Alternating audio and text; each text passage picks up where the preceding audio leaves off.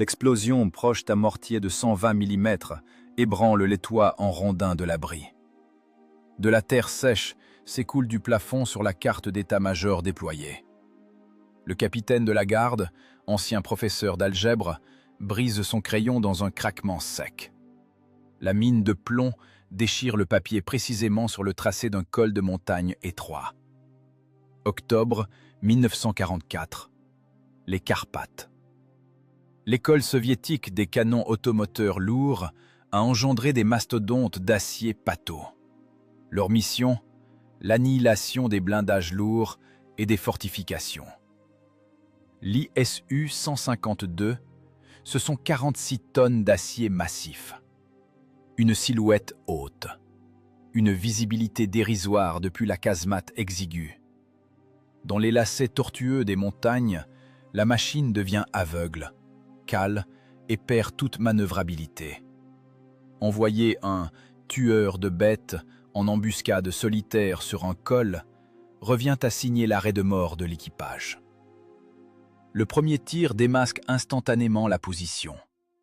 Une fois la détente pressée, l'automoteur lourd se transformera inévitablement en une cible immobile pour toutes les pièces de la colonne ennemie. Ils vont vous descendre, le mathématicien. Ils vont vous griller jusqu'à l'os. Le commandant du régiment s'appuie lourdement sur la table de planche, froissant les bords de la carte. Sa voix rauque ne trahit aucune compassion de chef, aucune tentative de dissuasion, juste le constat sec d'un fait tactique impitoyable. Le calcul est juste, camarade lieutenant-colonel. L'angle d'élévation de la paroi permettra de provoquer un éboulement dirigé. Ils ne passeront pas ce secteur. Une seule machine contre toute une avant-garde blindée. Tu tires, et c'est le terminus. Le blindage frontal épais ne te sauvera pas d'un feu croisé nourri. Il me faut exactement un tir. Signez l'ordre. Le lieutenant-colonel fixe en silence les yeux vides du capitaine. Il n'y a plus depuis longtemps de soif d'exploits guerriers ou de désir de décrocher une énième décoration. C'est un vide glacial, mathématiquement calibré, qui y béait. Un an plus tôt, dans l'enfer de Stalingrad, le fils unique du capitaine a brûlé vif dans un char T-34. La guerre infinie a calciné toute émotion humaine chez ce simple instituteur. Il ne reste que de froides tables balistiques, la physique implacable de la perforation de blindage. Une soif aveugle d'anéantir le plus efficacement possible les forces vives de l'adversaire. L'insupportable douleur paternelle s'est convertie sans reste en trajectoire balistique. La vengeance personnelle est devenue un calcul froid. L'ordre pesant tombe sur la table. La plume gratte le papier bon marché. Le billet sans retour est délivré. Derrière la porte frêle de l'abri, les lourds moteurs diesel hurlent avec acharnement. L'air froid de la montagne vibre par saccades. L'atmosphère sent le gasoil brûlé, la graisse d'armement épaisse et les corps privés de soins depuis trop longtemps. Le plan géométrique idéal sur la carte propre se heurte à la réalité crasseuse du front. Sur le blindage nervuré de l'automoteur, le chargeur est assis. Un paysan taciturne aux larges épaules. Aujourd'hui, il devra manipuler sans relâche des obus explosifs de 43 kilos à l'intérieur d'une fournaise d'acier, ses lourdes bottes glissant sur les douilles de laiton brûlantes. Il se frotte lentement les paumes calleuses. Le métal glacé de la machine lui brûle la peau. Ils ont dit oui, grogne sourdement le chargeur.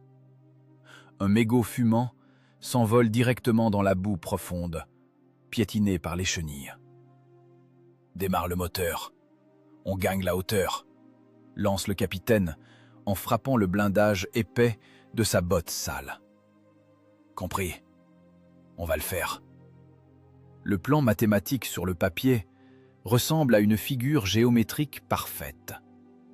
Une équation idéale avec des variables connues d'avance. Un point de tir calibré au centimètre près. Le vecteur précis de l'impact d'un obus brisant de 152 mm. L'effondrement instantané de la corniche rocheuse surplombante. Des milliers de tonnes de roches enterrant à coup sûr les blindés ennemis. Le papier supporte tout. Les Carpates automnales ne pardonnent aucune erreur. Une embuscade de matériel lourd en montagne est une équation où chaque nouvelle variable cherche à tuer l'équipage. Le moteur V2I S crache une fumée grisâtre et épaisse.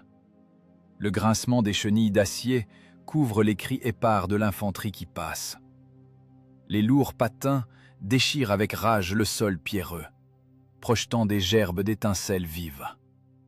L'automoteur de plusieurs tonnes rampe lentement sur la pente raide. Chaque mètre d'ascension fait surchauffer dangereusement la transmission usée. Le pilote tire violemment sur les leviers rigides. Une sueur âcre inonde son visage blême. La machine fatiguée gémit sous l'effort. Ce n'est pas une marche de vainqueur sous les fanfares. C'est un labeur épuisant, un travail de forçat poussant les mécanismes complexes et les nerfs humains à l'usure absolue. Le capitaine vérifie rapidement l'heure sur sa montre de prise. Il reste exactement 4 heures avant l'aube glaciale. 4 heures pour enterrer profondément 46 tonnes d'acier massif dans la roche dure. Dissimuler cette silhouette énorme et anguleuse aux optiques ennemies. Créer de ses propres mains un sac à feu. Le prix de l'erreur, la mort dans un brasier bouillonnant. Le chargement à munitions séparées de l'énorme pièce exige beaucoup de temps. Il n'y aura pas de seconde chance pour un tir de réglage. Le tir de riposte ajusté des chars allemands déchiquettera la casemate exiguë avant même que le chargeur n'ait le temps d'engager un nouvel obus lourd dans la culasse ouverte. Un choc brutal du fond de caisse contre un rocher caché secoue violemment l'équipage. Les lourdes clés non arrimées cliquettent bruyamment. « Reste dans les tours !» hurle furieusement le capitaine à travers le rugissement assourdissant du diesel. « Si tu pètes les frictions, je te fusille moi-même !» Le pilote serre les dents, s'arc-boutant davantage sur les leviers de direction récalcitrants. Un sang sombre coule lentement de sa lèvre mordue sur son menton sale. Ils vont tuer. Devant eux, la gueule noire du colonel. Derrière, les kilomètres d'une guerre sale et sanglante. Dans la casemate étroite, le bourdonnement monotone du puissant diesel et l'odeur distincte d'une mort proche. La tension croissante comprime les poumons. La géométrie du piège mortel prend une forme physique réelle. L'ancien professeur de mathématiques mène avec assurance son équipage vers sa dernière leçon. L'embuscade de blindés lourds exclut toute magie d'invisibilité. Impossible de dissoudre sans prasse 46 tonnes d'acier anguleux dans le paysage montagneux. L'énorme silhouette carrée de l'automoteur soviétique se dresse obstinément au-dessus des broussailles chétives des Carpates. Le bloc diesel 12 cylindres V2I S grogne sourdement au ralenti. L'échappement grisâtre et âcre rampe au ras des pierres froides. Le son sourd du moteur puissant porte à des kilomètres en contrebas dans l'étroit défilé. Il faut occuper et aménager la position bien avant l'approche de l'avant-garde blindée allemande. Sinon, le hurlement forcé du moteur trahira le piège mortel bien avant que l'ennemi n'entre imprudemment dans la zone de destruction calculée. Le pilote coupe l'arrivée de carburant. Le moteur s'étouffe et s'arrête. Un silence court et strident s'installe.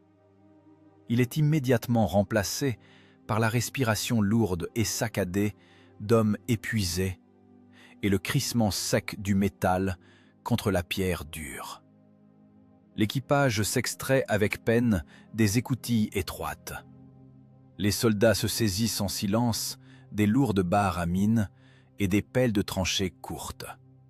Ici, point de terre meuble.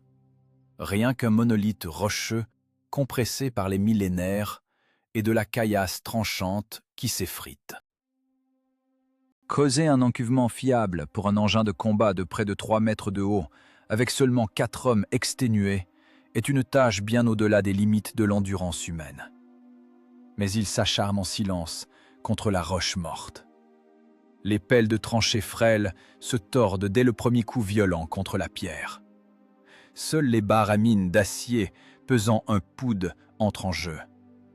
Les coups fréquents résonnent bruyamment. De la poussière de pierre et des étincelles jaunes et hargneuses giclent de toutes parts. La vérité des tranchées est absolument dénuée de tout romantisme cinématographique. C'est un labeur exclusivement monotone, épuisant, un travail de forçat pour de simples terrassiers. Le vent nocturne glacial transperce de part en part les tuniques délavées, trempées d'une sueur âcre. « Prends plus à gauche !» râle le commandant, en pesant de tout son poids sur la barre épaisse. « Il faut un appui rigide sous la chenille droite, et vite, sinon le recul sauvage de la pièce balancera la machine directement dans le ravin. »« C'est de la roche pleine ici, camarade capitaine !» expire lourdement le pilote, en essuyant la buée crasseuse de son visage. La pointe de la barre ne mord pas du tout. Elle glisse. Frappe plus fort, taille dans la masse. Ils frappent avec acharnement. La peau de leurs larges paumes se couvre instantanément de profondes ampoules sanglantes. La chair durcie éclate aux jointures des doigts.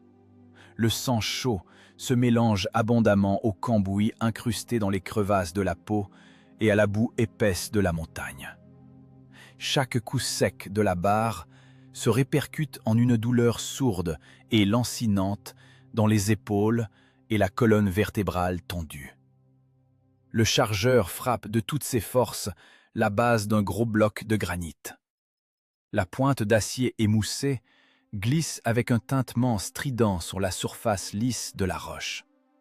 La lourde barre de fer, emportée par une inertie incontrôlable, plonge brusquement. L'extrémité émoussée frappe le chargeur de plein fouet à l'avant-bras dans un craquement écœurant. L'homme s'effondre lourdement sur les pierres tranchantes. Un gémissement sourd et étouffé se noie aussitôt dans l'obscurité environnante. Par miracle, l'os est intact, mais un vaste hématome s'alourdit instantanément comme du plomb, paralysant le bras.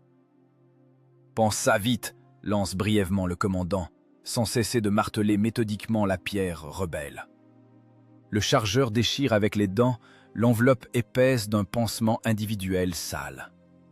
Il serre fortement son bras palpitant de douleur avec la bande grise. Il se relève lentement. Il empoigne à nouveau fermement la lourde barre à mine. Une douleur sauvage pulse désormais au rythme des battements précipités de son cœur. Il ne doit y avoir aucun raté dans l'algorithme. Les muscles déchirés sont tenus de continuer à fonctionner. À l'intérieur de la casemate exiguë règne une puanteur incroyablement épaisse de gasoil brûlé, de métal chauffé et de sueur humaine acide.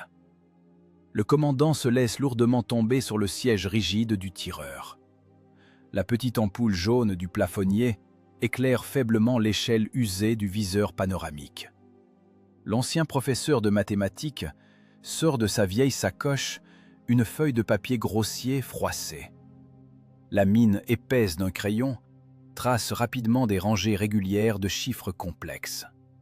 Il calcule avec pédanterie la distance exacte jusqu'à la corniche rocheuse surplombant la route étroite. Il prend soigneusement en compte l'angle de dépression négatif du long tube, la correction obligatoire pour la dérivation et l'humidité élevée de l'air nocturne dense. L'obusier de calibre 152 mm possède une puissance de destruction véritablement dévastatrice. mais se distingue par une balistique exécrable en terrain accidenté. L'obus lourd de 43 kg vole selon une parabole très courbe, en cloche. La moindre erreur dans les calculs précis, à quelques dixièmes de degré près, mènera à coup sûr à une catastrophe fatale. L'obus explosif en fonte passera soit un peu trop haut, éclatant inutilement dans le ciel nocturne vide, soit frappera la base monolithique de la falaise, sans provoquer le moindre éboulement massif. L'équation mathématique complexe se réduit impitoyablement à une seule variable critique. L'équipage n'a droit qu'à un seul et unique tir. Le rechargement d'une pièce lourde à munitions séparées en conditions de combat réel prendra presque 1 minute entière. Les tankistes allemands expérimentés feront pivoter leurs tourelles bien plus vite. Si le premier obus brisant ne fait pas s'effondrer des tonnes de roches sur la colonne en mouvement, l'automoteur soviétique n'aura physiquement plus le temps de lâcher un second tir. Les obus perforants au tungstène de la riposte transperceront de part en part le blindage frontal épais de la machine. « Équipage, au poste !» ordonne sèchement le capitaine. « Il faut d'urgence pivoter la caisse de 3 degrés vers la droite. Le tube ne passe pas en pointage horizontal. » Les hommes épuisés grimpent avec peine à l'intérieur de la boîte blindée étouffante. Le puissant démarreur entraîne le lourd vilebrequin dans un hurlement forcé. Le diesel froid s'éveille dans un rugissement, crachant une colonne de flammes vives par les pipes d'échappement. Le fracas monstrueux se répercute maintes fois contre les parois rocheuses. Les secondes de silence salvatrices sont réduites en miettes. Si des patrouilles ennemies rôdent en bas en ce moment même, elles entendront à coup sûr ce rugissement mécanique. Le pilote tire avec force le levier droit et enfonce la lourde pédale d'embrayage principale jusqu'en butée. La chenille d'acier gauche claque bruyamment. La bande droite se bloque net. La masse pataude de 46 tonnes pivote avec une grande difficulté sur un mouchoir de poche. Les larges patins de fer broient les pierres d'appui dans un craquement sinistre. La machine encombrante se déplace selon l'angle mathématique requis. Le moteur est immédiatement coupé. Un silence épais et strident règne à nouveau dans la casemate d'acier. On n'entend plus que le métal de la pièce qui refroidit en claquant bruyamment dans le froid perçant de la nuit. Le chargeur, soutenant son membre meurtri de sa main valide, ouvre avec un fracas métallique le massif bloc de culasse à coin. La lourde pièce de métal frappe sourdement la butée d'acier. Dans la lueur jaune et terne, brille la ceinture de guidage en cuivre du lourd obus explosif. Le chargeur, dans un effort incroyable, le souffle court, pousse le cylindre mortel d'un pouls profondément dans la chambre. Puis, d'un mouvement brusque, il envoie derrière la grosse douille de laiton avec sa pleine charge de poudre. Le coin d'acier se referme dans un claquement métallique sec. Le piège mortel est définitivement armé. Il reste assis en silence dans l'obscurité glaciale et totale. Il reste moins d'1 heure avant l'aube automnale. Les grosses pierres sous les chenilles de fer s'effritent traîtreusement. Le sol d'appui sous la machine de plusieurs tonnes est extrêmement instable. Le recul monstrueux du tir de la pièce surpuissante poussera inévitablement et brutalement la masse énorme vers l'arrière. Si le calcul mathématique de la butée au sol est erroné, l'automoteur lourd basculera simplement dans le précipice. Le professeur de mathématiques connaît parfaitement ce risque fatal. La science sèche ne tient absolument pas compte de la fatigue accumulée du vieux métal et de la fragilité naturelle de la roche. Le froid montagnard s'insinue sans obstacle à travers le blindage d'acier épais. L'équipage se fige dans une immobilité tendue. Chaque mouvement imprudent ou brusque se traduit immédiatement par une douleur vive et tranchante dans les mains écorchées jusqu'à la chair vive. La guerre infinie a effacé depuis longtemps leur vie civile passée.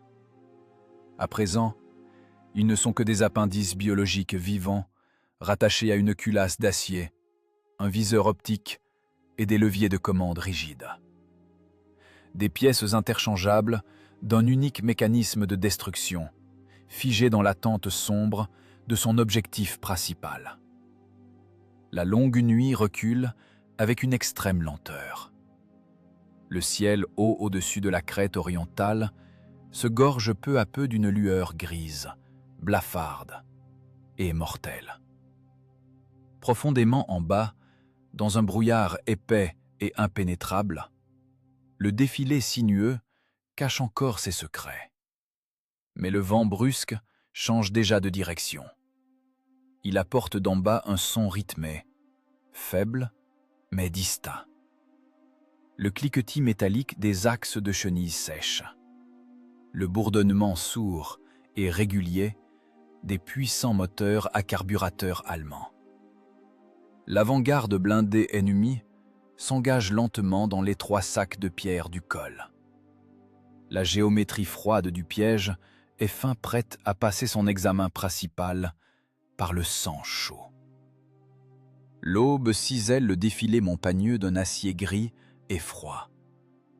Le brouillard des Carpates glisse lentement sur les pierres tranchantes, mettant à nu la roche mouillée. Le silence pèse physiquement sur les tympans. En bas, le métal cliquette. Le grincement rythmé des axes de chenilles sèches déchire le silence matinal. La colonne allemande s'engage dans le goulot de pierre étroit du col. L'avant-garde blindée ennemie avance en formation serrée.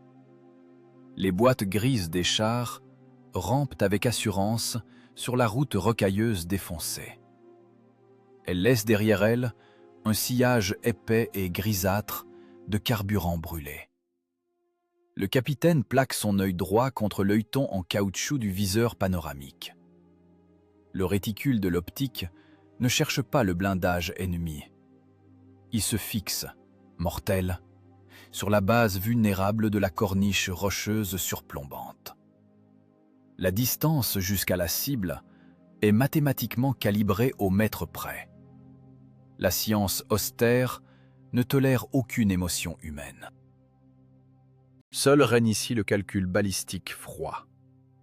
L'angle d'élévation du long tube est rigidement verrouillé par les mécanismes de blocage. La bulle du niveau latéral s'est figée pile au milieu des repères de contrôle. Les doigts du commandant se crispent sur le métal froid de la détente. « Feu !» râle sourdement le capitaine. La pression sur la détente ferme le circuit électrique. Le lourd percuteur d'acier frappe l'amorce avec force. À l'intérieur de la culasse massive, la pleine charge de poudre s'enflamme. Dans la casemate blindée exiguë, une flamme jaillit instantanément. Le tir d'un obusier de calibre 152 mm en montagne est un séisme localisé dévastateur. La puissante onde de choc frappe de plein fouet les oreilles de l'équipage. Elle annihile instantanément l'ouïe. Les tympans se compriment douloureusement vers l'intérieur. L'air dans la casemate étroite est instantanément consumé. La force monstrueuse du recul projette avec sauvagerie la machine de 46 tonnes vers l'arrière. Le métal usé de la caisse hurle sous les surcharges. Les larges patins de fer grincent de manière stridente. Ils arrachent de profondes ornières dans le sol pierreux. La masse d'acier massive s'affaisse profondément sur les galets arrière. Les barres de torsion puissantes se tordent jusqu'à leur limite de rupture. L'automoteur lourd se maintient par miracle au bord du précipice. La terre qui s'effrite sous les chenilles s'effondre traîtreusement dans le vide. L'énorme frein de bouche dévie brutalement les gaz de poudre incandescents sur les côtés. Un ouragan de feu frappe violemment la pente rocheuse et sèche. Un nuage ultra dense de poussière grise et de gravats s'élève instantanément dans les airs. Les dimensions de la projection de terre sont comparables à celles d'une grande maison. Le camouflage n'existe plus. La discrétion de l'embuscade est anéantie dès la première pression sur la détente. La silhouette massive de la machine soviétique se découpe nettement sur le fond du ciel qui s'éclaircit. L'automoteur est totalement démasqué. L'obus explosif mortel de 43 kg transperce l'air matinal. Il frappe précisément le point calculé. L'acier dur s'enfonce dans la roche monolithique. La fusée s'active en quelques millièmes de seconde. Le fracas assourdissant de l'explosion couvre le hurlement des moteurs de char. La falaise de basalte éclate le long de ses failles naturelles dans un craquement sec. Des milliers de fissures déchirent la pierre à toute allure. Un pan énorme de la montagne se détache de sa base dans un vrombissement sourd. Des milliers de tonnes de granit s'effondrent inéluctablement. L'avalanche de pierres mortelles prend rapidement de la vitesse. Des blocs rocheux tranchants de la taille d'un camion frappent les blindés avec une force incroyable. Les machines de queue de la colonne disparaissent instantanément sous la cascade de pierres. Le blindage allemand plie et se déchire. Le métal supplicié éclate dans un grincement. Les réservoirs de carburant pleins explosent. Des flammes noires et épaisses jaillissent des décombres. L'étroite route de montagne est définitivement obstruée. L'ennemi n'a plus de chemin de repli. Mais le calcul balistique connaît un raté. L'équation se brise contre un aléa naturel. La partie avant de la corniche rocheuse ne s'est pas totalement effondrée. La roche cachée a retenu le bord droit de la corniche, l'empêchant de tomber. L'avant-garde de la colonne blindée a le temps de franchir la zone d'impact principale. 3 chars moyens et une machine lourde restent absolument indemnes. Ils sont coupés net de leur force principale par un mur de pierre. Ils sont enfermés dans un sac étroit. Mais leur blindage frontal est intact. Leurs canons rayés sont chargés. L'ennemi n'est pas détruit. L'ennemi est mortellement enragé. La paroi n'est pas partie entièrement, hurle furieusement le commandant dans son laryngophone. Il crache un sang épais sur le plancher de la casemate. Les capillaires de son nez ont éclaté sous la brusque variation de pression. Un sifflement aigu et continu résonne dans les oreilles de l'équipage. La commotion acoustique étouffe tous les sons extérieurs. Elle transforme la réalité en un film muet. Une odeur corrosive de poudre brûlée agresse les narines. En bas, les engrenages des mécanismes de tourelle cliquettent rapidement. Les longs tubes des canons allemands pivotent vers le haut comme des prédateurs. Les optiques ennemies repèrent instantanément le nuage de poussière qui retombe sur la pente. La situation bascule en quelques secondes. Le sac à feu est formé, mais l'avant-garde est restée indemne. Et ses pièces pointent déjà directement sur la machine soviétique. « Perforant! Chargez! Vite !» hurle le capitaine, comme un dément. Sa voix se brise en un sifflement douloureux. Le chargeur n'entend pas l'ordre à travers le voile du sifflement. Mais ses réflexes, entraînés jusqu'à l'automatisme, fonctionnent plus vite que son esprit commotionné. Il se jette brusquement vers les râteliers lourds sur le flanc. Ses doigts s'agrippent au métal froid. La distance se réduit à toute allure. Le temps se contracte en un unique point de douleur. Il ne reste plus devant eux que la force brute de l'équipage et l'épaisseur du blindage frontal. L'ennemi riposte. Le premier obus allemand déchire l'air dans un sifflement au-dessus du dôme du chef de char. Un craquement assourdissant déchire le ciel matinal. L'obus explosif ennemi emporte un morceau de falaise derrière la poupe de la machine lourde. Une grêle de pierre s'abat dans un fracas monstrueux sur le toit d'acier de l'automoteur soviétique. De lourds blocs de granit frappent le blindage avec fracas. Les cordons de soudure craquent sous la tension. À l'intérieur de la casemate exiguë, un véritable enfer commence. La température grimpe en flèche. La culasse brûlante de l'énorme pièce dégage une chaleur insupportable, cuisante. Dans l'espace clos, il fait 40 degrés. Les gaz de poudre épais consument instantanément les restes d'oxygène. Les ventilateurs brassent impuissamment une fumée âcre et toxique en circuit fermé. Il n'y a absolument plus rien à respirer. Les poumons brûlent d'un feu sec à chaque inspiration spasmodique. Le chargement à munitions séparé du lourd obusier de 152 mm se transforme en une malédiction mortelle. La cadence de tir de l'énorme machine n'est que de 2 coups par minute. 2 longues et atroces minutes pour chaque cycle complet de rechargement. Les tankistes allemands effectuent 5 ou 6 tirs ajustés pendant ce même laps de temps. Le temps travaille contre l'équipage soviétique. Distance 400, à gauche 002, hurle le commandant d'une voix rauque. Sa voix se brise en une toux caverneuse. Il tente désespérément de couvrir le fracas sauvage des impacts d'éclats sur le blindage frontal. L'optique du viseur est obstruée par la poussière de pierre. « Envoie le perforant, vite !» L'ancien professeur de mathématiques est absolument impuissant. Les formules mathématiques idéales se consument rapidement dans les vapeurs acides de la poudre. La survie de tout l'équipage dépend désormais exclusivement de la force physique brute d'un seul homme. Le chargeur travaille aux limites absolues de la physiologie humaine. Son cœur cogne furieusement contre ses côtes. Un pouls épais lui martèle les tempes. Le sang bat dans ses oreilles. C'est le seuil de l'infarctus massif. Ses larges mains de paysan s'agrippent au fer froid du râtelier. 43 kilos de poids mort.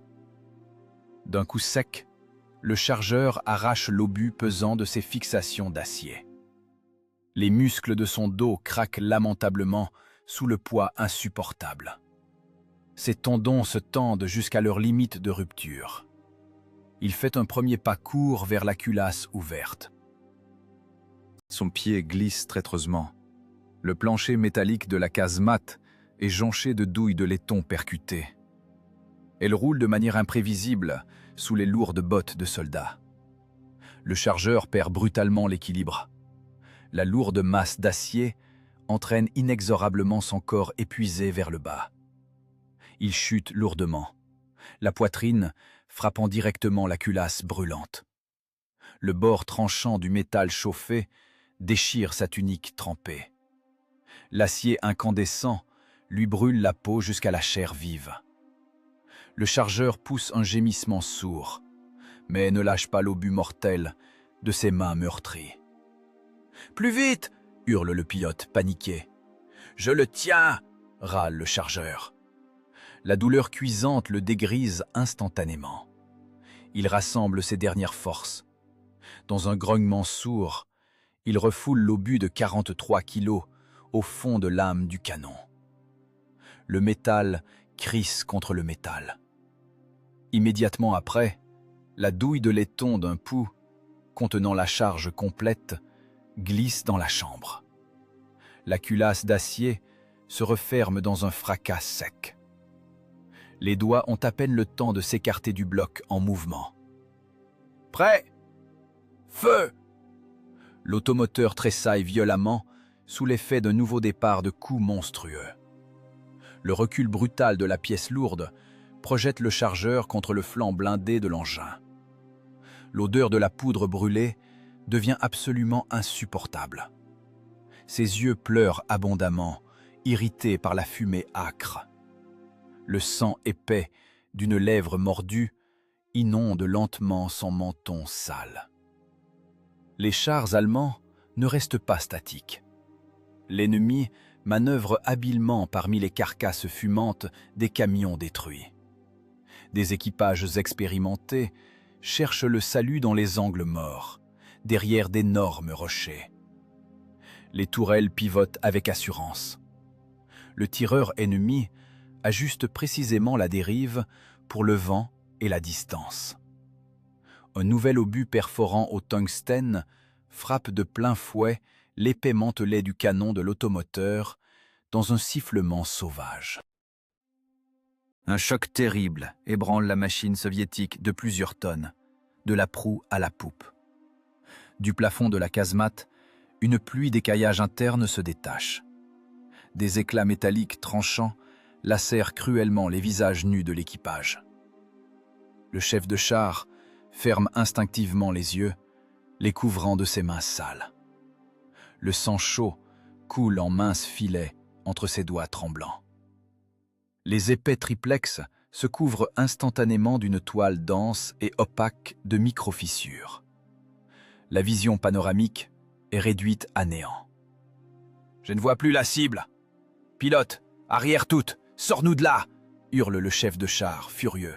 « Les chenilles patinent sur la roche, pas d'adhérence !» répond le pilote avec désespoir, tirant sur les leviers rigides.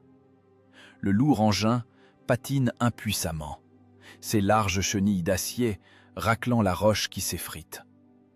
Une gerbe d'étincelles jaunes jaillit dessous les galets de roulement. Il n'y a nulle part où reculer. Derrière, un précipice abrupt béant. Devant, les chars allemands survivants ripostent méthodiquement. Le convoyeur sanglant de la mort tourne à plein régime. Le chargeur se tend à nouveau obstinément vers les râteliers. Le nouvel obus explosif semble peser 2 fois plus que le précédent. Ses dernières forces quittent rapidement son corps épuisé. Ses mains tremblent violemment, sous l'effet d'un surmenage physique monstrueux. Une hypoxie aiguë lui brouille l'esprit. Des cercles sombres et pulsants flottent devant ses yeux injectés de sang.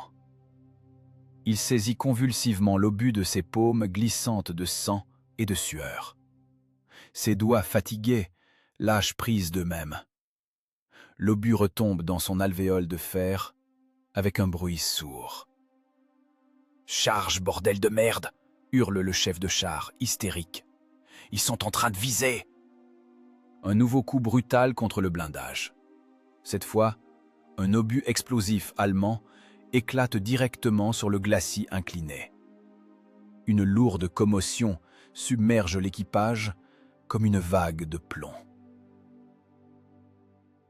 Le sifflement aigu dans les oreilles se transforme instantanément en un strident ultrason insupportable.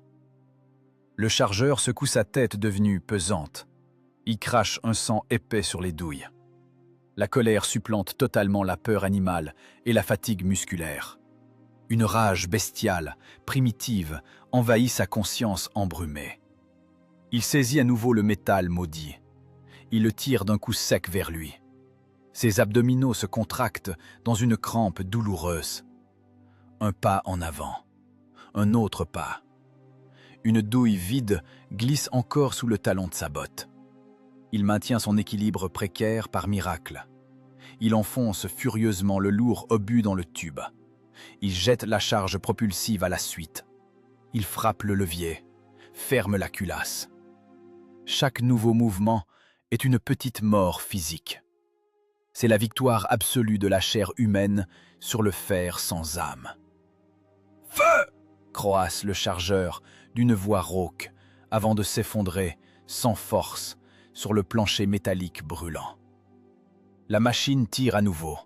Une colonne de flammes vives jaillit du frein de bouche dans un rugissement. Un autre char allemand s'embrase comme une torche aveuglante dans un nuage de poussière.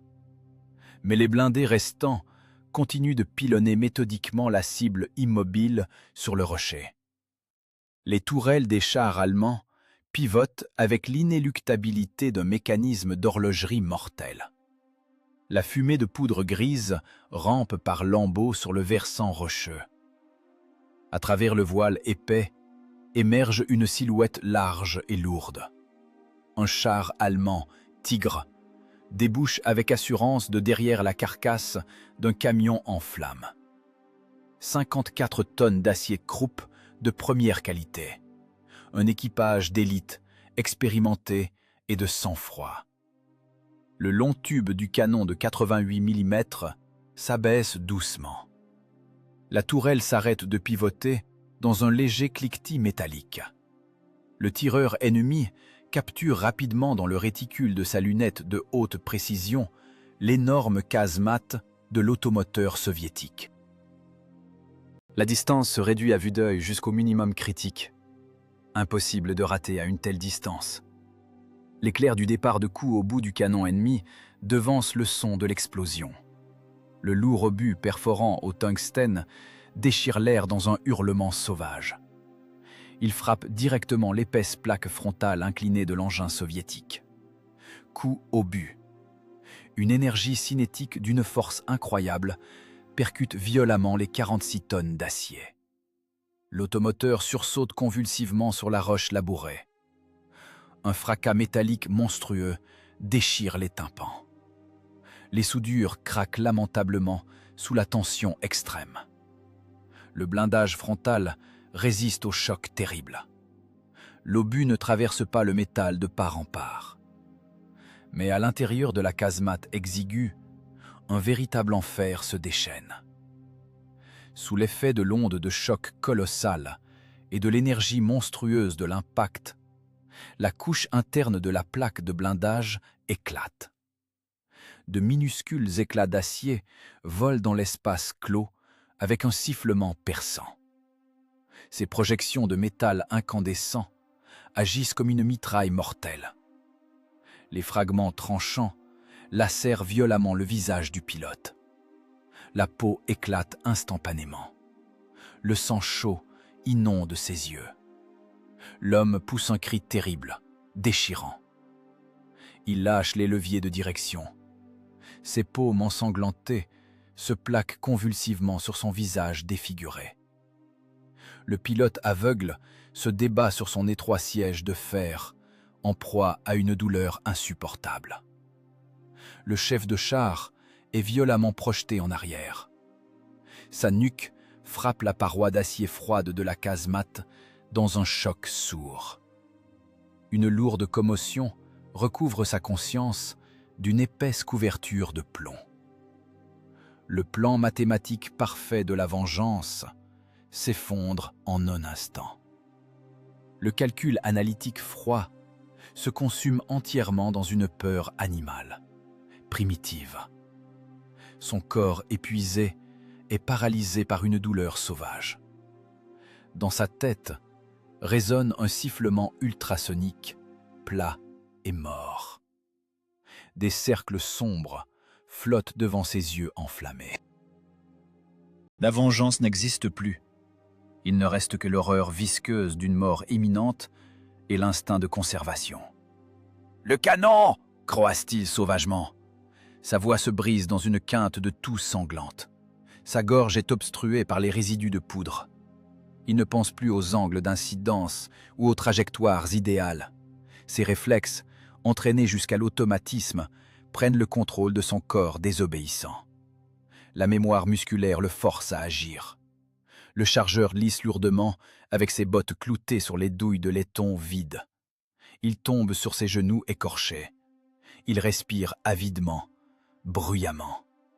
De son nez cassé, le sang sombre coule à flots, inondant son menton. Il cherche aveuglément le râtelier latéral. Sa main valide s'agrippe fermement au métal froid. Les 43 kilos de l'obus explosif tirent inexorablement vers le plancher. Les muscles de son dos craquent lamentablement sous le poids. Dans un grognement animal, le chargeur arrache le cylindre mortel de ses fixations. Un pas court, un autre pas pesant. Il enfonce, avec une force incroyable, l'obus dans la gueule béante de la culasse brûlante. « La charge, vite !» hurle le tireur, hors de lui. Un mouvement court et brusque. L'énorme douille de laiton, avec sa charge complète, file dans la chambre. La lourde culasse à coin d'acier se referme dans un fracas métallique. Le piège est à nouveau prêt pour le coup mortel. L'ancien professeur de mathématiques s'appuie de tout son poids contre l'oculaire en caoutchouc de la lunette panoramique. Le verre épais du triplex est couvert d'un réseau dense de micro-fissures. L'image tremble et se brouille fortement. Au centre même de la lentille brisée se dessine la boîte grise et anguleuse du tigre. À cet instant précis, le chargeur allemand est probablement déjà en train d'introduire un nouvel obus perforant dans la culasse. L'équipage soviétique n'a que quelques secondes avant le prochain impact fatal. Le blindage frontal meurtri ne supportera certainement pas un second coup direct. Les doigts du chef de char serrent convulsivement les poignées des mécanismes de pointage. Les volants tournent à une vitesse folle. Le tube lourd et long de l'obusier de 152 mm se déplace de quelques fractions de degrés décisives. Le réticule noir de l'optique se pose exactement sous la base vulnérable de la tourelle ennemie. Feu! Sa main sale frappe brusquement la détente rigide.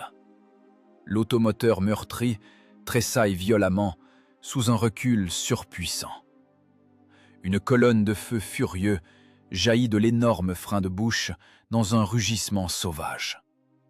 Le lourd obus explosif fend l'air poussiéreux du défilé montagneux. Il frappe précisément la jointure vulnérable entre le châssis massif et la tourelle du char lourd allemand.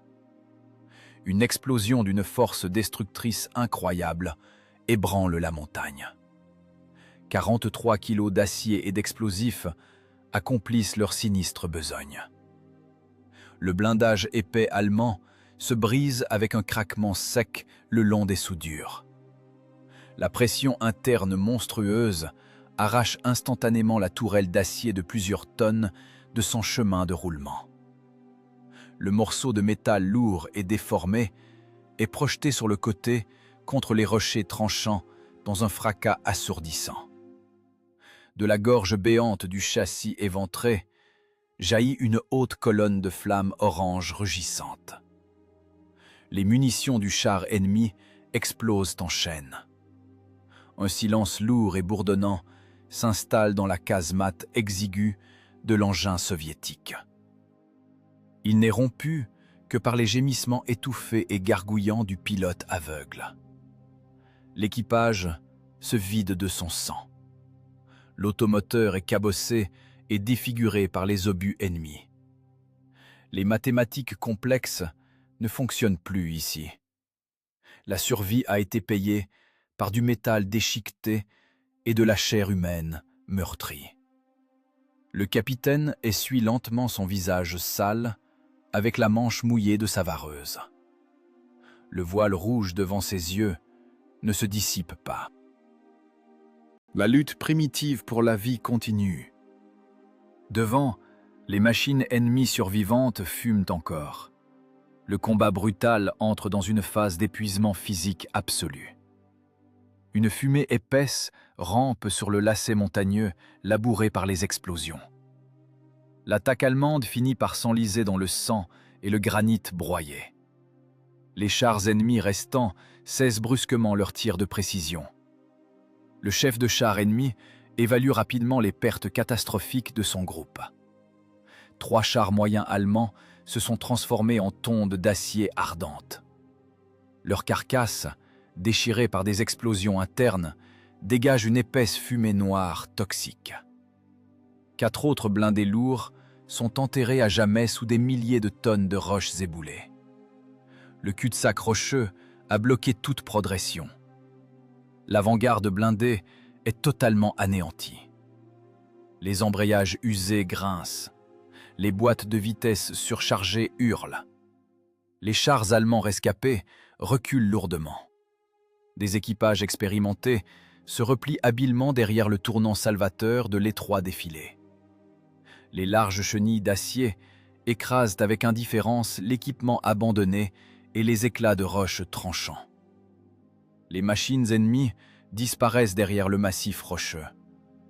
Le bruit des moteurs puissants qui s'éloignent se dissout lentement dans l'air matinal de la montagne.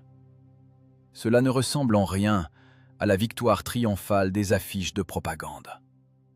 L'ennemi n'est pas totalement détruit. L'ennemi opère en repli tactique froid et calculé. Un pragmatisme rigoureux dicte l'abandon immédiat d'un assaut frontal insensé contre une embuscade imprenable. Le combat brutal est terminé. À l'intérieur de l'automoteur soviétique, un silence visqueux et étouffant s'installe instantanément. Il est aussitôt rompu par le crépitement d'un court-circuit. Un éclat de blindage brûlant a percé le boîtier de protection du réseau électrique interne. L'épais isolant des fils de cuivre endommagés commence à fondre rapidement. Des étincelles bleues et vives tombent dans un sifflement sonore sur le plancher métallique, jonché de douilles de laiton vides. Une fumée chimique âcre remplit instantanément l'espace exigu de la casemate. Un violent incendie se déclare. « On brûle! Le câblage !» croasse sauvagement le chargeur. Il bascule avec une peine immense par-dessus la culasse brûlante de l'énorme canon. Ses mains en sang arrachent convulsivement l'extincteur à neige carbonique de ses fixations. La bouteille d'acier rouge glisse de ses paumes moites. Le chargeur tombe lourdement à genoux. Il frappe violemment de sa paume sale le robinet de laiton récalcitrant. Un jet épais de mousse blanche frappe les câbles fumants dans un sifflement brusque. La mousse chimique bouillonne furieusement sur le métal chaud. Le monoxyde de carbone toxique finit de chasser les dernières parcelles d'oxygène de la boîte blindée brûlante. La température à l'intérieur dépasse toutes les limites tolérables. Les hommes épuisés suffoquent douloureusement. Leurs poumons brûlent d'un feu interne sec. Leurs cœurs battent contre leurs côtes avec de lourdes irrégularités. « Les écoutilles! Défoncez les écoutilles !» ordonne l'ancien professeur de mathématiques d'une voix déchirante. Des doigts faibles et tremblants frappent désespérément les lourds verrous d'acier des écoutilles supérieures. Le métal ne cède pas. Déformé par les terribles impacts cinétiques, le blindage épais a bloqué les mécanismes de rotation. Le chargeur, dans un hurlement primitif, saisit une clé à molette massive. Il frappe de toutes ses forces la poignée récalcitrante du verrou avec le lourd morceau de fer. Des étincelles jaunes volent de toutes parts. Le verrou saute dans un déclic métallique sonore. Le couvercle d'acier de 2 pouls bascule en arrière dans un fracas. L'air glacial automnal du col s'engouffre à l'intérieur de l'étroite machine dans un sifflement sauvage. Le contraste thermique violent frappe les poumons malades avec la force d'un marteau de forge. L'équipage, dans une panique animale aveugle, quitte précipitamment la cage de fer maudite. Le chef de char se hisse péniblement à la force de ses bras affaiblis. Il bascule avec difficulté par-dessus le rebord du blindage. Il tombe lourdement sur les rochers tranchants. Son corps meurtri ne lui obéit plus. Ses genoux se dérobent traîtreusement. Le chargeur, dans un râle d'effort, tire par le col de sa vareuse trempée le pilote qui gémit. Le pilote aveugle s'agrippe convulsivement de ses doigts ensanglantés au métal froid et salvateur d'une large chenille. Il laisse sur l'acier gris de longues traînées rouges et humides. La réalité des tranchées ignore totalement les poses héroïques de cinéma. Le prix physiologique brutal d'une survie incroyable commence à se payer. Le capitaine vomit violemment de la bile âcre et du sang noir coagulé, directement sur la mousse grise et dure. Son estomac malade se tord douloureusement sous l'effet d'une intoxication monstrueuse au gaz de poudre. Chaque mouvement convulsif du diaphragme se répercute instantanément en une douleur aiguë dans sa tête, fortement commotionnée. Le chargeur s'effondre lourdement sur le dos. Sa cage thoracique, incroyablement large, se soulève par saccades. Il avale avidement l'air glacial de la montagne par sa bouche grande ouverte. Son corps épuisé est secoué par un tremblement musculaire violent et incontrôlé. Son système nerveux à bout refuse totalement de supporter la tension extrême vécue. Ce n'est pas un triomphe solennel, c'est l'épuisement absolu de l'organisme humain. La machine soviétique, meurtrie, domine sombrement les hommes allongés, tel un immense reproche muet. 46 tonnes d'acier de blindage alliés ont encaissé toute la colère concentrée des canons allemands. Le blindage frontal de l'automoteur lourd est affreusement défiguré. Des cratères profonds et déchiquetés, laissés par les impacts directs des obus perforants ennemis, baignent sur les plaques inclinées. Le métal, à ces endroits brisés, a pris une teinte bleuâtre caractéristique sous l'effet des températures extrêmes. Les épaisses soudures d'usine ont éclaté, révélant les bords irréguliers et tranchants des plaques de blindage. Le garde-boue droit est arraché.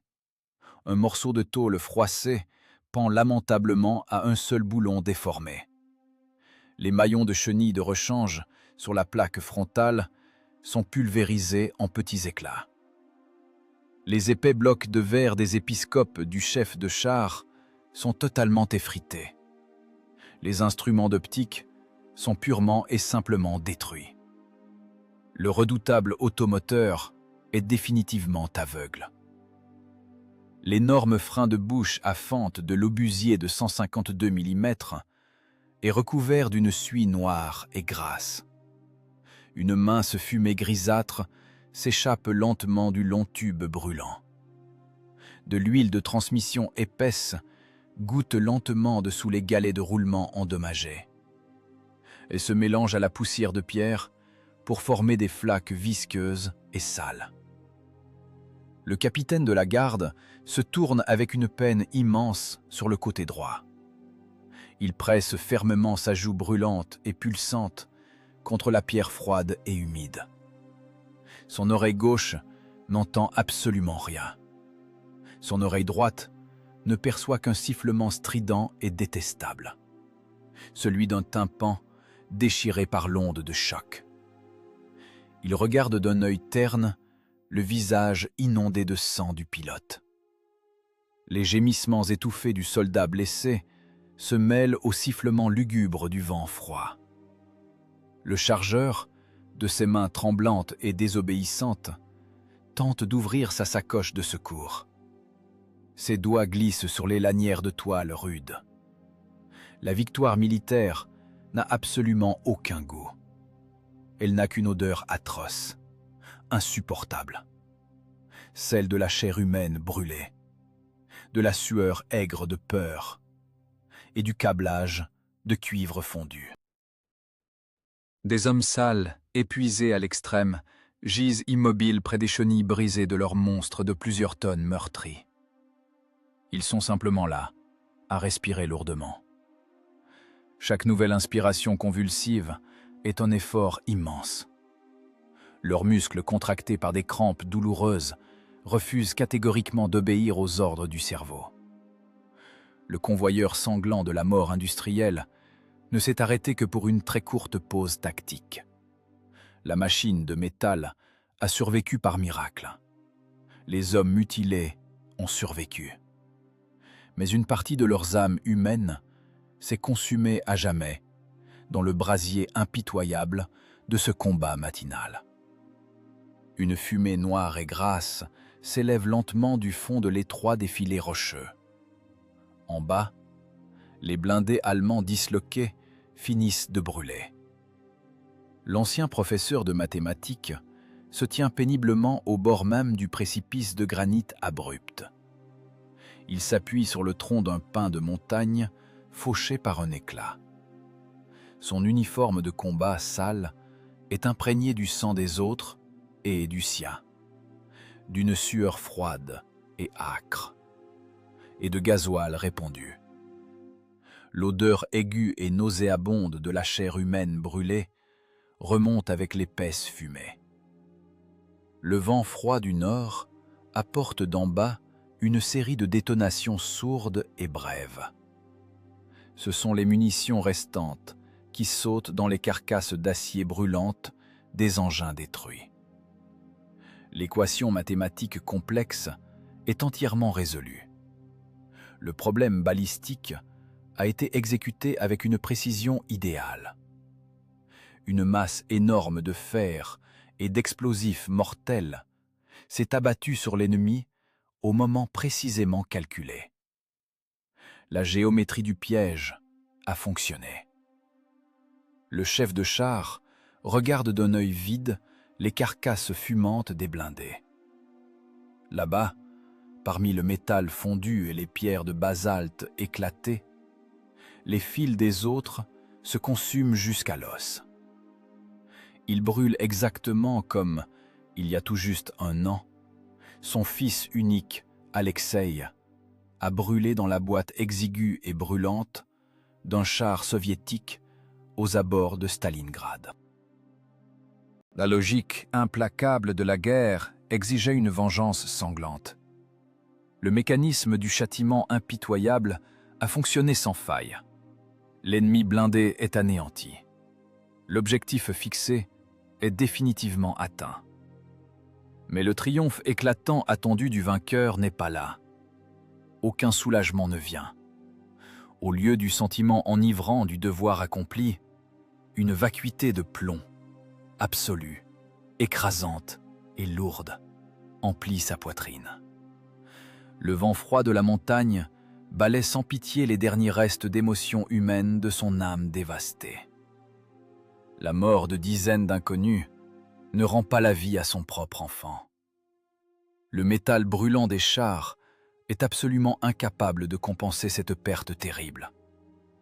La science mathématique est ici totalement impuissante.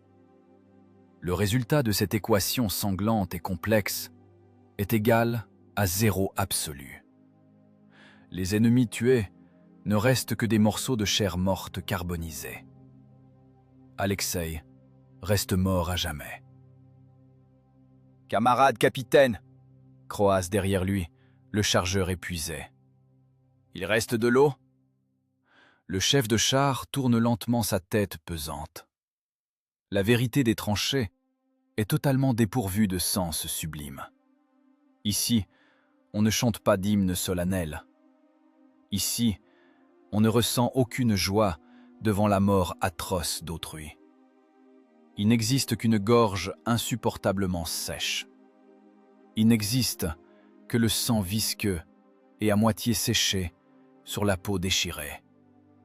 Il n'existe qu'un désir animal, primitif, de boire, ne serait-ce qu'une petite gorgée d'eau glacée, et d'entendre autour de soi un silence absolu, sans le fracas des explosions. Le pilote gémit affreusement près de la chenille rompue de l'automoteur meurtri.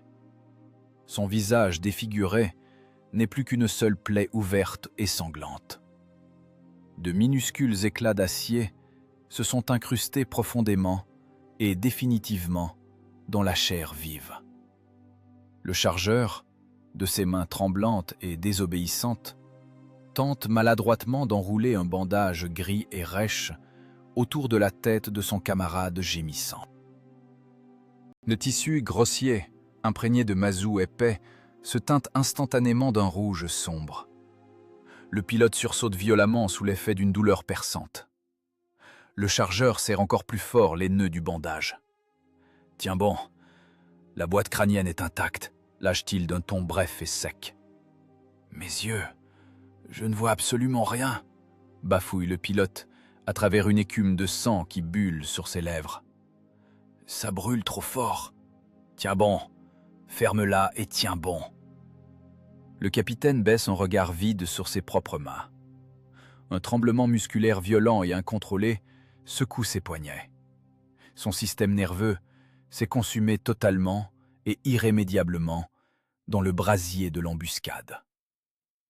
Le contre-coup physiologique brutal après la décharge monstrueuse d'adrénaline brise sans pitié son corps fatigué. Son cerveau fortement commotionné perd définitivement le contrôle de ses muscles périphériques. Le chef de char fouille convulsivement la poche de poitrine déchirée de sa vareuse sale. Il en sort, avec une peine immense, un paquet de cartons froissés de cigarettes bon marché. Le papier gris chiffonné est maculé de sang frais et de suie noire. Il tente d'en sortir une seule cigarette. Ses doigts tremblants refusent totalement d'obéir aux ordres de sa raison. Le paquet glissant s'échappe de ses mains faibles. Les tubes de papier blanc s'éparpillent en éventail sur les pierres grises et tranchantes. Le capitaine tombe lourdement sur ses genoux meurtris. Il ramasse longuement, péniblement et lentement les morceaux de tabac écrasés. Chaque geste minuscule demande un effort physique incroyable. Enfin, il en serre fermement une entre ses lèvres gercées et sanglantes. Il sort une boîte d'allumettes à moitié vide. Il tente d'en craquer une. La fine tige de bois se brise net. Il en sort une deuxième. Le soufre sec s'effrite en vain contre le carton détrempé par la sueur. Ses mains sont agitées de spasmes sauvages. La troisième allumette s'enflamme enfin dans un sifflement, dégageant une lueur jaune et terne. Le capitaine approche cette flamme fragile de son visage livide. Les tremblements sont si violents, si incontrôlables, que la flamme manque le bout de la cigarette. Le feu lui brûle cruellement les doigts sales. Le commandant jure entre ses dents serrées, d'une voix basse et impuissante. De rage, il envoie valser la boîte inutile sur les pierres. Le prix réel d'une vie humaine se mesure à cet instant précis, à ces longues secondes d'impuissance physique absolue. Le grand dessein d'une vengeance sanglante vole en éclats face à l'impossibilité banale d'allumer une simple cigarette. Le mécanisme mathématique parfait du meurtre de masse se brise contre la physiologie élémentaire d'un effondrement nerveux. L'ennemi est mort, mais le vainqueur est totalement brisé de l'intérieur. Le commandant reste assis, immobile, sur le sol pierreux et froid. Il fixe d'un regard hébété la ligne irrégulière des pins déchiquetés.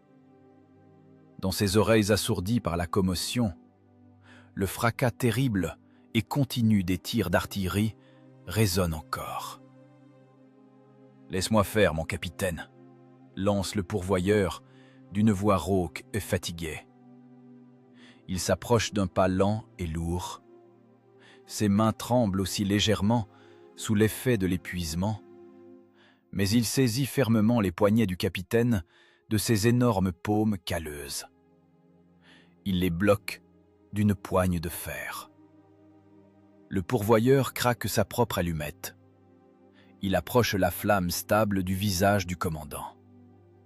Le capitaine tire une bouffée profonde, spasmodique, de cette fumée de tabac bleuâtre et âcre. La fumée amère et brûlante lui calcine les poumons éprouvés. Une toux convulsive lui déchire aussitôt la poitrine.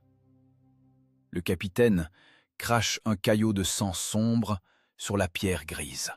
« Merci », croasse sourdement le commandant. « Il nous faut de l'eau douce, et vite. » Le radiateur en cuivre a été percé par un éclat. Toutes les gourdes de l'armée sont vides, rapporte le pourvoyeur d'un ton sec, en observant d'un air sombre la machine de plusieurs tonnes mutilée. La survie brute dicte ses lois rudes et sans compromis. Le passé n'existe plus. Le futur n'est pas encore né. Il n'y a que le présent, figé. Il y a une machine d'acier de 46 tonnes fracassée, un pilote mécanicien aveuglé qui se vide de son sang chaud, et l'absence totale d'eau potable. Toutes les illusions patriotiques et héroïques ont brûlé avec les obus perforants au tungstène. La psychologie d'une guerre sans fin est d'une simplicité extrême et d'une cruauté insupportable. La mort atroce de l'ennemi n'apporte absolument pas le soulagement escompté. Elle n'offre qu'un très court répit physique avant le prochain combat, inévitable. Le capitaine hoche la tête en silence. Lentement, s'appuyant contre le tronc d'un arbre, il se relève sur ses jambes engourdies. Ses articulations usées craquent douloureusement. Il fait un premier pas pesant vers la masse d'acier meurtri du lourd automoteur. Les morts restent à jamais en bas, dans le défilé fumant. Les vivants doivent immédiatement reprendre le travail. La vengeance tant attendue n'était qu'une vaine illusion. La guerre impitoyable demeure la seule réalité objective. Une besogne écrasante, incroyablement sale, sanglante, que quelqu'un est obligé d'accomplir jour après jour, sans joie, sans triomphe, sans le moindre espoir d'une guérison rapide. Ces hommes estropiés retournent, résignés, vers leurs machines lourdement mutilées. La large chenille d'acier hurle de façon stridente. L'automoteur de 46 tonnes défiguré rampe avec une lenteur atroce sur la route de terre défoncée de l'arrière. Les bords déchiquetés de la chenille gauche ont été sommairement rattachés avec du gros fil de fer et des axes de rechange. Le lourd engin de combat penche fortement sur son flanc endommagé. Le garde-boue droit laboure la boue profonde et visqueuse, laissant derrière lui un large sillon irrégulier. Le moteur diesel épuisé s'étouffe, ses soupapes claquent sous l'effort et il crache une épaisse fumée noire. À l'intérieur de la casemate blindée étroite, des hommes sourds, à bout de force, gisent pêle-mêle. Le pilote mécanicien aveugle perd périodiquement connaissance sous l'effet d'une douleur sauvage. Le pourvoyeur aux larges épaules empoigne les leviers de commande à sa place avec une force incroyable. Il s'oriente à l'aveugle, guidé uniquement par les jurons rauques du commandant, gravement commotionné. Ce chemin de retour depuis le col dure une éternité. Chaque tour des galets brisés se répercute brutalement comme une douleur sourde dans leur corps meurtri. Le monstre de fer pénètre dans le périmètre du cantonnement provisoire du régiment d'artillerie dans un fracas métallique. Le grincement monstrueux du métal déformé assourdit les soldats de la logistique qui s'affairent aux alentours. Le lourd automoteur s'immobilise près d'une vaste tente d'état-major. Le moteur cale avec un choc métallique sec. Un silence artificiel, assourdissant, s'installe. L'ancien professeur de mathématiques franchit avec une peine immense le rebord du blindage calciné. Il saute lourdement sur la terre automnale détrempée. Ses jambes faibles se dérobent instantanément. Instinctivement, il s'accroche de ses mains sales et ensanglantées au bord déchiqueté de la plaque de blindage frontale percée. Son visage n'est qu'une croûte noire ininterrompue de sang séché, de suie de poudre épaisse et de graisse de moteur âcre. Sa vareuse délavée est déchirée au coude. Son épaule droite pend de manière anormale après un choc terrible contre la culasse. Le capitaine écarte le lourd pan de bâche mouillé. À l'intérieur de la vaste tente, il fait sec, étonnamment chaud, et une odeur distincte de thé sucré flotte dans l'air. Sur des tables de planches bien alignées, des cartes topographiques propres sont étalées avec une précision extrême. Un major d'état-major, dans un uniforme propre et repassé, remplit méticuleusement les colonnes régulières du journal de marche et des opérations. Pas de mystique, pas d'épopée légendaire sur de grands héros, juste une statistique bureaucratique froide, absolument sans âme, d'un carnage sans fin. Ici, la guerre se transforme en colonne ordonnée de données mathématiques. Le major lève ses yeux fatigués de ses papiers. Involontairement, il grimace de dégoût face à l'odeur âcre et nauséabonde de métal brûlé, de sueur rance et de sang coagulé.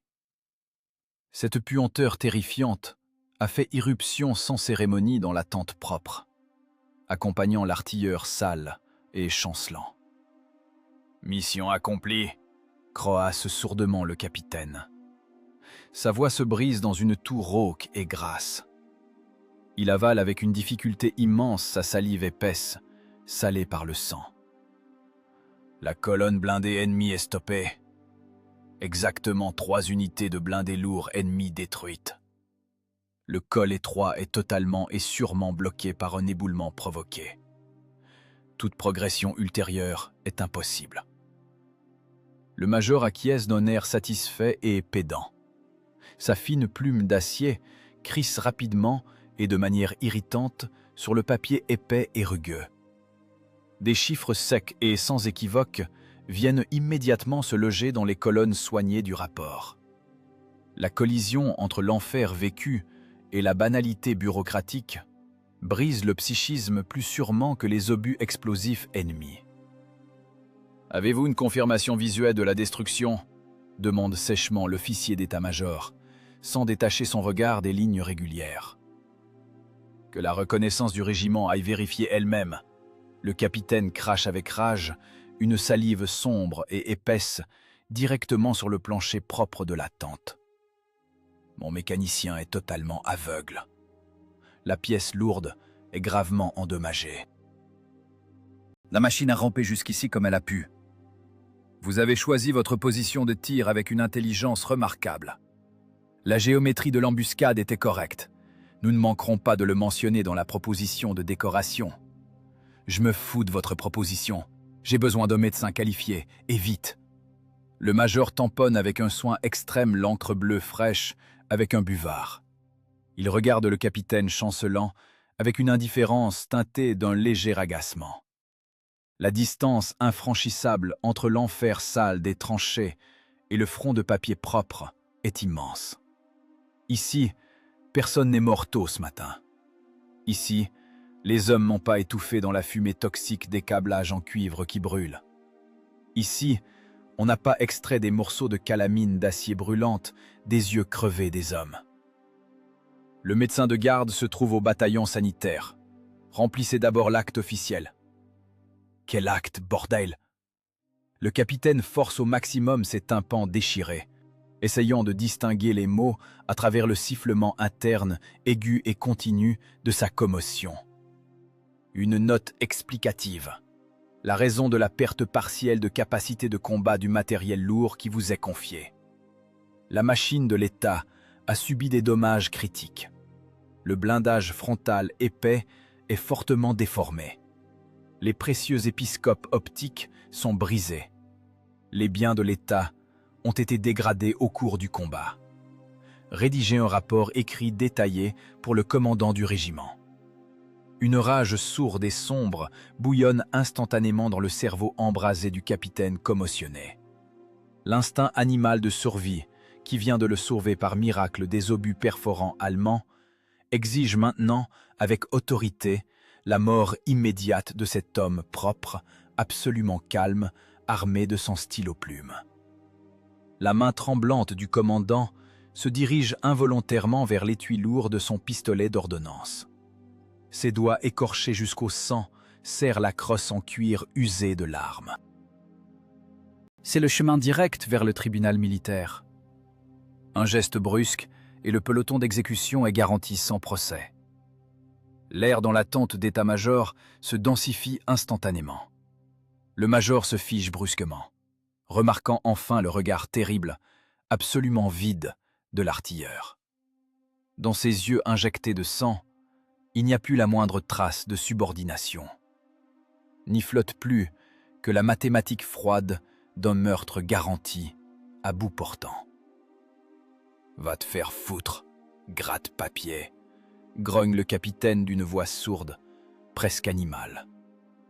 Lentement, au prix d'un immense effort de volonté, il desserre ses doigts sales et engourdis. Il lâche le rabat de l'étui.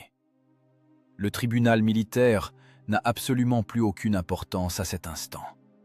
Toute cette gigantesque machine bureaucratique ne lui inspire qu'un mépris nauséeux.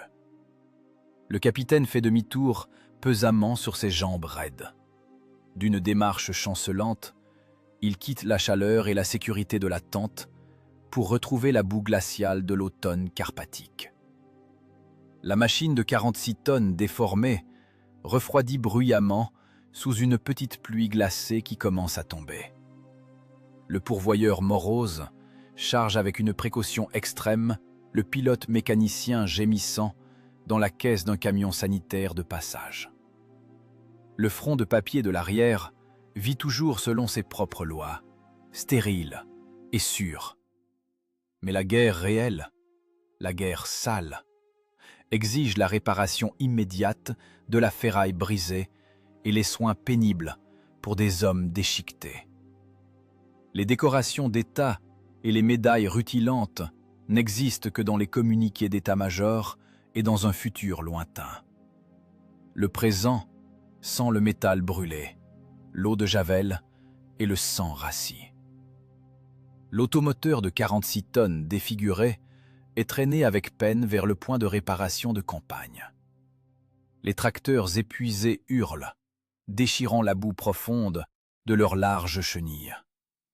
La guerre sans fin ne laisse pas une seule minute pour méditer sur l'exploit accompli. La grande victoire au col n'a été qu'un éclair bref dans une succession infinie de jours gris, sales et insupportablement lourds.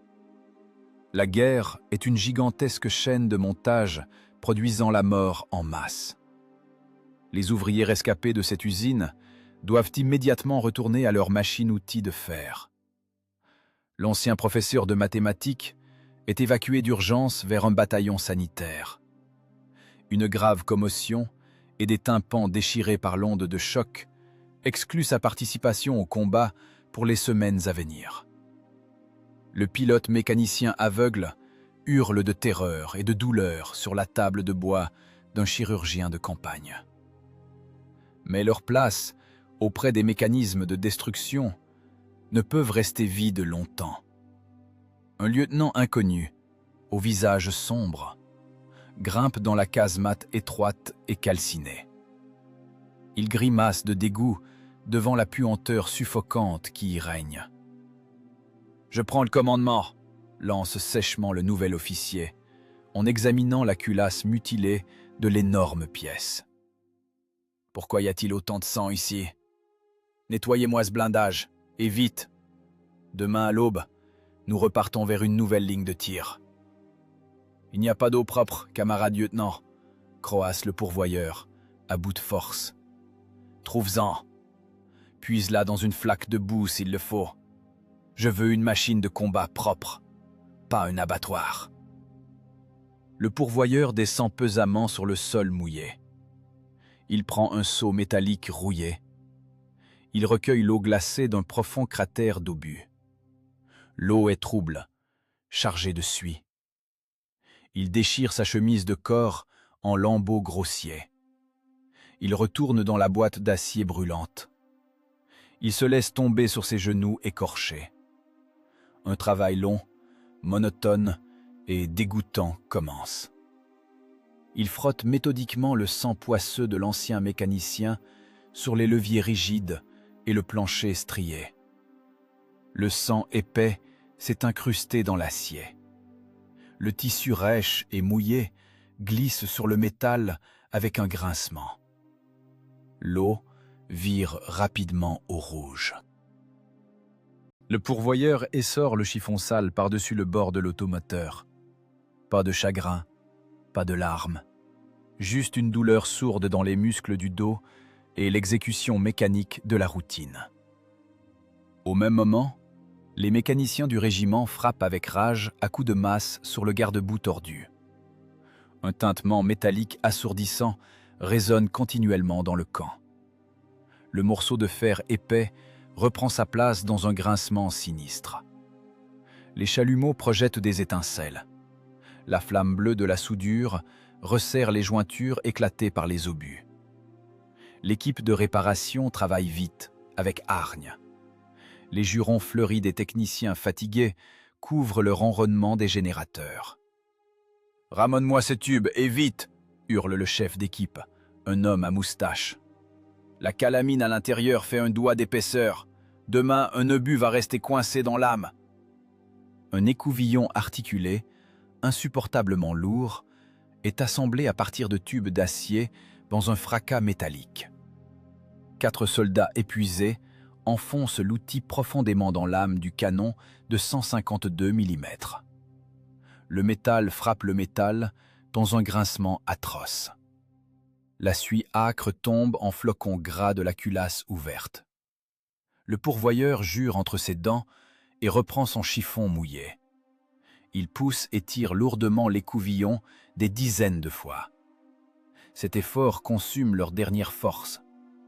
Chaque mouvement brusque se répercute comme une douleur vive dans les ampoules sanglantes de leurs paumes. Le nettoyage de l'énorme pièce est enfin terminé. L'étape la plus cruciale de la préparation commence. Un camion vient se ranger contre le flanc de l'automoteur. Des caisses en bois heurtent sourdement le blindage. Un nouveau lot de munitions doit être chargé. 43 kilos d'acier mort par unité. Il faut soulever l'obus à hauteur d'homme, le faire passer par-dessus le bord et le déposer avec une précaution extrême dans les râteliers étroits. Le pourvoyeur travaille en binôme avec le nouveau pilote mécanicien. Le jeune gars aux cheveux ras respire lourdement. Ses bras tremblent sous ce poids inhabituel. « Ne le lâche pas, le bleu !» grogne méchamment le pourvoyeur en saisissant l'obus froid et glissant. « Si tu abîmes la fusée, on saute tous les deux. »« Ils sont vraiment lourds !» se justifie le jeune soldat d'un ton coupable. « Demain, au combat, ils pèseront 2 fois plus. Charge plus vite, on doit encore rentrer les douilles. » Le fracas monotone du fer se poursuit jusque tard dans la nuit. Les douilles de laiton prennent place dans leur logement. Le stock de cargaison mortelle est reconstitué. La chaîne de montage est de nouveau prête. La guerre sans fin ne tolère aucun arrêt. Ici, plus personne ne se souvient des chars allemands brûlés dans le défilé. Ce problème mathématique a déjà été versé aux archives. Demain sera un jour nouveau, avec de nouvelles cibles. À bout de force, le pourvoyeur se laisse tomber sur un tas de bâches près du radiateur chaud. Il ferme ses yeux brûlants.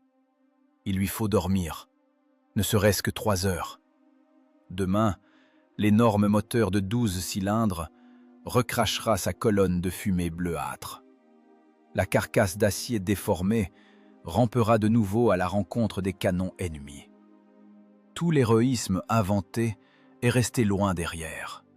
Devant, il n'y a qu'une besogne infinie, sale et sanglante. Ce combat ne figurera jamais dans les manuels d'histoire. La bataille dans l'étroit défilé ne deviendra pas un exemple classique d'embuscade. Les généraux n'écriront pas d'analyse à son sujet dans leur mémoire. Le carnage au col sans nom restera seulement un jour de plus de l'offensive Karpat-Oujgorod. Les rapports secs de l'état-major engloutiront la tragédie humaine. Les archives dissimuleront le sang versé, l'acier calciné et la douleur des tympans déchirés. Les listes de pertes jauniront dans des chemises cartonnées. Les artilleurs anonymes ont simplement fait leur travail de forçat. Ils ont survécu là où c'était mathématiquement impossible. Ils ont réparé eux-mêmes la ferraille. Ils ont chargé de nouveaux obus. Et ils sont repartis tués. La guerre a broyé leur douleur personnelle pour ne livrer qu'une statistique de cibles détruites. L'ancien professeur de mathématiques fêtera la victoire loin de ses rochers. Il ira jusqu'au bout de cette route sanglante, mais il paiera sa survie d'un prix terrible. La commotion laissera une trace indélébile dans son corps brisé. Ses tempes blanchiront totalement. Son oreille droite perdra définitivement l'ouïe. Un silence mort s'installera à jamais d'un côté de sa tête. De l'autre, il restera ce sifflement ignoble du tympan déchiré. La physiologie cruelle de la guerre transformera cet homme. Son psychisme traumatisé cachera ses cicatrices sous l'enveloppe réservée d'un homme silencieux. Il retirera sa lourde capote d'officier, imprégnée d'odeurs de poudre et de gasoil. Il rendra son étui usé et son arme. Il revêtira un costume civil. Lentement, s'appuyant sur une canne de bois, il retournera dans sa vieille école. Il se tiendra de nouveau devant le tableau noir. Il serrera un morceau de craie dans sa main estropiée. D'une voix égale, il expliquera aux élèves les lois rigoureuses de la géométrie. Il écrira des équations complexes. Il enseignera des règles qui ne dépendent ni de la douleur, ni de la peur, ni de la mort. Le morceau de craie ne pèse rien, mais sa main tremble constamment sous le poids fantôme d'un obus de 43 kilos. Jamais il ne racontera la vérité à ses enfants. La vérité sur cette journée d'octobre 1944. Il ne décrira pas l'odeur toxique des câblages qui brûlent à l'intérieur d'un automoteur chauffé à blanc. Il taira comment le pilote aveugle hurlait, comment il grattait de ses ongles la calamine sur ses yeux crevés. Le professeur leur cachera sa rage sourde, celle qui le forçait à tuer les fils des autres pour venger le sien, brûlé vif dans un char. La vérité des tranchées n'est pas faite pour les enfants. Elle écraserait leur foi en la justice. Le souvenir de sa vendetta personnelle se dissoudra dans la grande histoire. Des millions de vies bousillées se fondront dans les fondations de la paix. Le pays fêtera son triomphe. Les gens lanceront des feux d'artifice. Et l'ancien commandant restera assis en silence près d'une fenêtre. Il s'appuiera sur sa canne et regardera le ciel de ses yeux infiniment fatigués. Il respirera lentement. Mais un traumatisme crânien ne s'efface jamais tout à fait. De temps à autre, la réalité paisible disparaît. Soudain, ce matin d'octobre revient. La puanteur du diesel, le froid du blindage. Ses doigts serrent de nouveau les volants de pointage. La terreur revient. Un obus perforant fonce droit sur lui. Un choc cinétique monstrueux.